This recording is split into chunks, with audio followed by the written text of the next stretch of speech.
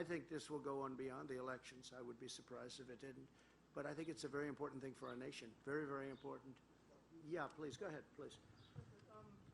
Just to clarify, who should be the arbiter of what's hate, what's offensive, what should not be published, what goes beyond free speech?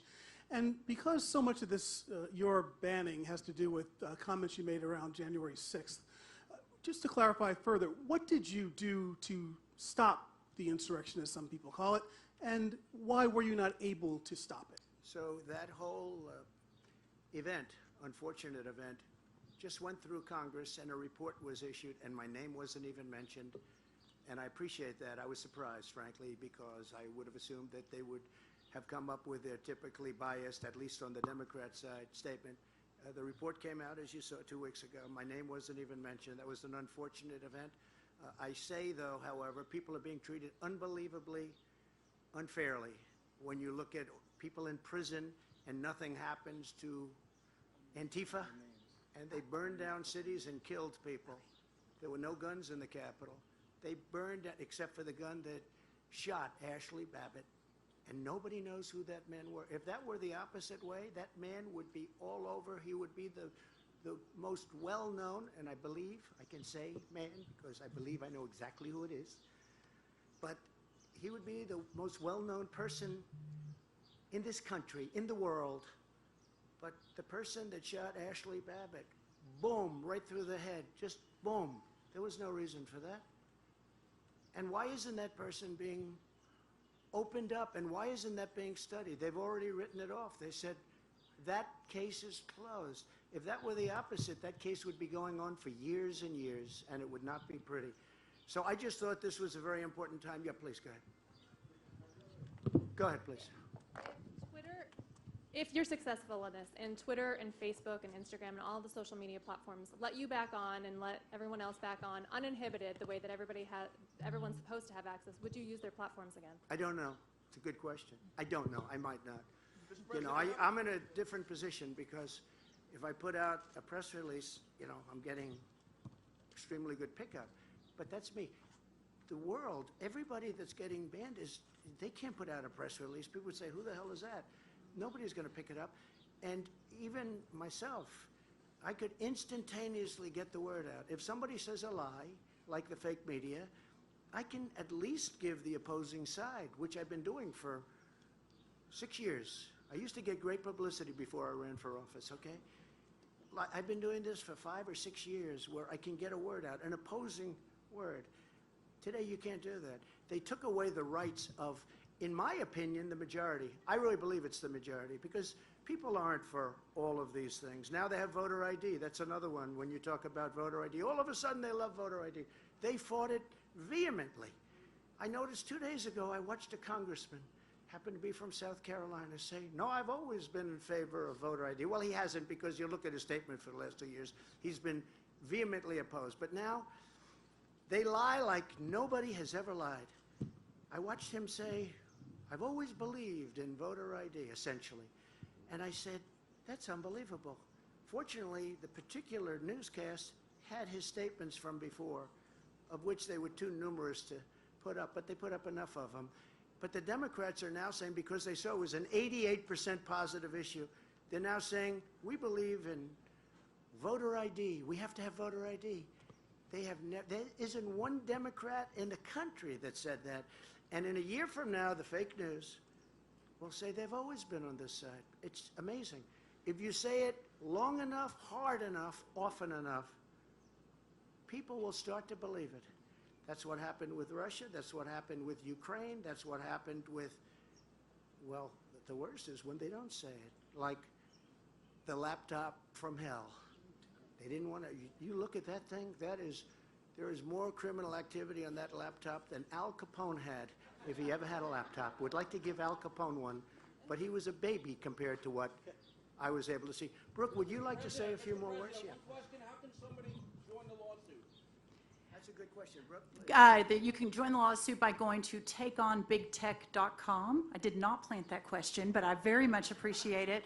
Takeonbigtech.com, and we really are looking for the tens of thousands, hundreds of thousands of Americans. And let me just say one quick thing. It was a great question about the political ramifications of this lawsuit versus 2 years or 4 years. And certainly it will be part of the national narrative, I think, moving forward for the next couple of years. But this effort really is about the battle for the future of this country. And when we lose the opportunity to be part of a public discourse, whether as conservatives, as Republicans, as libertarians, as fighting against critical race theory, as questioning masks and whether our 11, 13, 15, and 16-year-olds, my children, should be forced to wear a mask all day, whether we're questioning illegal immigration and how to use that. That's crazy, and it's not okay, and this is not America, and it is not the America that I know we all want for our children and our future grandchildren, and that's what this lawsuit is about. We have the best legal team in the country. The America First Policy Institute is partnering with them to ensure that the word gets out, that we can truly, truly give our Americans who have been censored, who have been compromised, who have been told that they don't have a voice. That will no longer be the case. So thank you. Thank you all. Wait, I want to make one thing.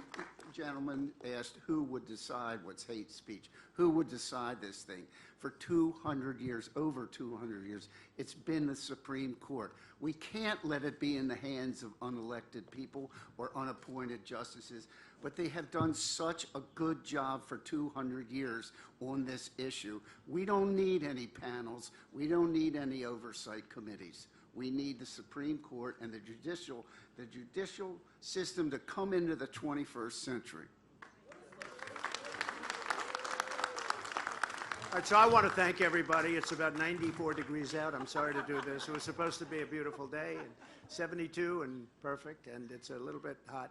We're going to have refreshments, drinks. We'll bring you into the clubhouse if you'd like, but we'll take care of you because I see some of you are in serious trouble sitting there.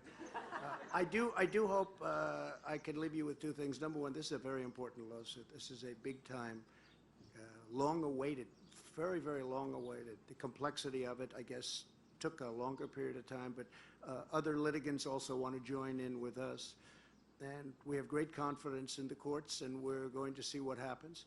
And the other thing I just ask the mainstream media to go back and do on network news and everywhere else is please discuss the horrors of what's going on in all cases Democrat-run cities, the hundreds and hundreds of people that are being killed on a weekly and monthly basis, so that people will do something about it. By you're not talking about it, you're not helping Biden, and you're not helping the Democrats, you're hurting the country. So I hope you can go out and just talk about the crime. Say 260 people were shot in Chicago. It's a number, it's a stat put out by the city over the weekend. There's no war that we lost that many and for a long time. And many people died, young people. And New York is a horror show. New York has the worst crime wave that they've had ever. And nothing's done about it except no bail. They let everybody out of prison. They just left almost 500 people out. They let them all out. They caused tremendous damage and harm and physical harm to other people and death. And they let them out. If the people don't hear this, you'll never be able to solve the problem. It's a problem like this country has never had. What's happened over the last 6 months in particular, and what's happening in certain cities, is a horrible thing. It's an embarrassment to our country, but more importantly, it's just a horrible thing.